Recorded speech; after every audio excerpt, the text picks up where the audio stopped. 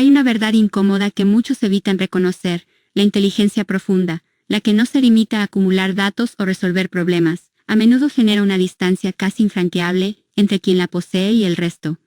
No es odio simple ni desprecio fácil, es una mezcla compleja de decepción, frustración y una percepción aguda de la mediocridad que los rodea.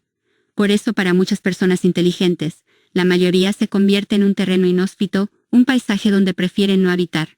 Esta actitud no nace de la arrogancia, ni del ego desmedido, sino de una comprensión que duele. La mayoría acepta sin cuestionar, sigue patrones sin conciencia y se conforma con explicaciones superficiales que no alcanzan a rozar la esencia de las cosas. El inteligente ve más allá del velo, y esa visión le revela la pobreza intelectual y emocional que domina la mayoría de las interacciones humanas. Es una revelación que no invita a la alegría, sino al distanciamiento. El odio o rechazo que sienten no es hacia cada individuo en particular, sino hacia el conjunto, hacia la masa que parece moverse sin dirección ni propósito real. Una masa que prefiere la comodidad del conformismo a la incomodidad del pensamiento crítico, que celebra la ignorancia disfrazada de opinión, que persigue la aprobación sin importar la verdad, que elige el ruido en lugar del silencio reflexivo. Esa masa que para el inteligente representa la negación de todo lo que él valora y busca. Pero esta posición tiene sus sombras, porque odiar o despreciar a la mayoría es también aislarse. Es construir muros que protegen, pero que a la vez encarcelan. El inteligente se convierte en un solitario por elección o por necesidad, y en ese aislamiento encuentra tanto refugio como condena.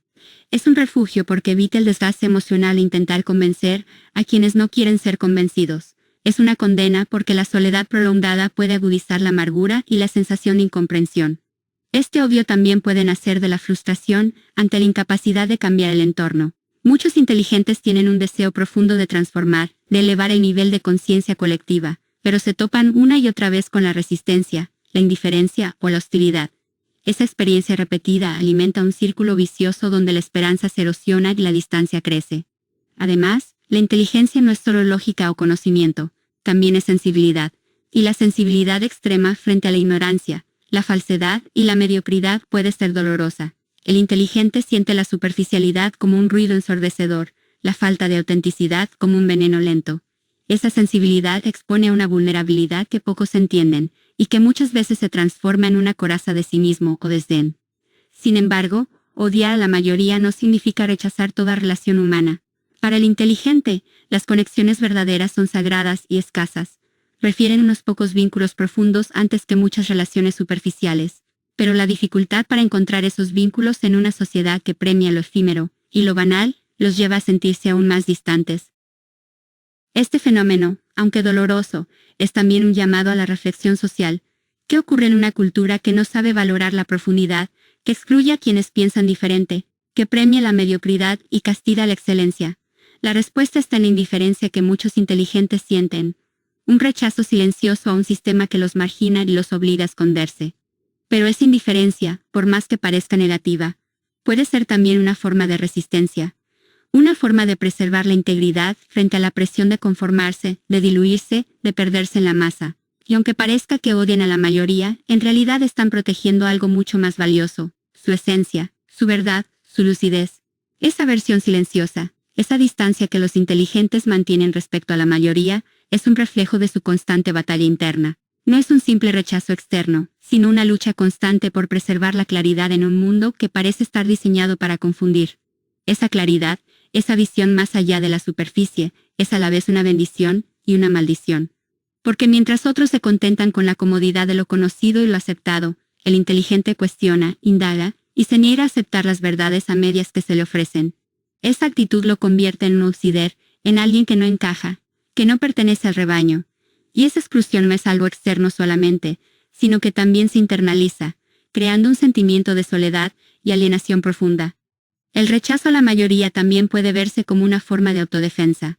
Los inteligentes saben que tratar de convencer a quienes no quieren escuchar es un desgaste inútil.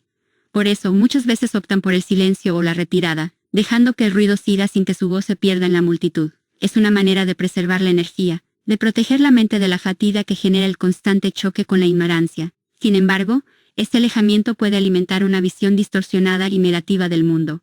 Cuando el contacto con la realidad se reduce a lo superficial, la percepción de la mayoría puede volverse caricaturesca. una sombra difusa que solo representa lo peor. Eso puede generar un círculo vicioso donde la distancia se profundiza y el odio crece, alimentado por la frustración y la soledad.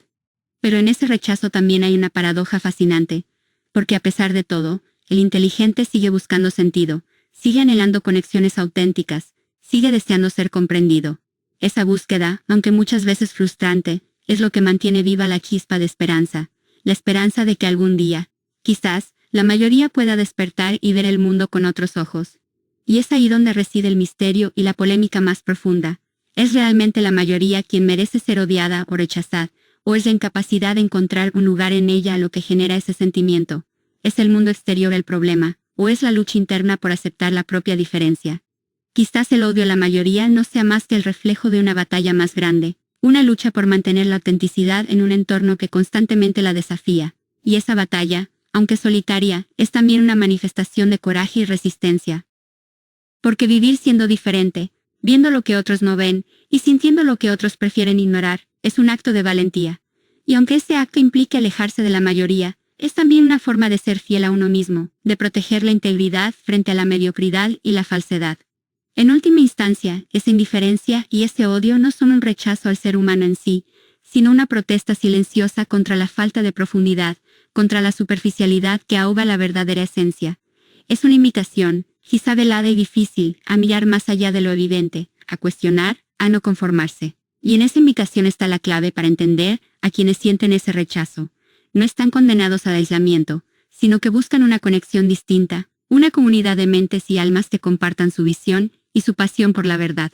Porque, aunque odien a la mayoría, en el fondo anhelan algo mucho más profundo: ser vistos, ser comprendidos, ser aceptados por quienes, como ellos, se atreven a ver el mundo en toda su complejidad.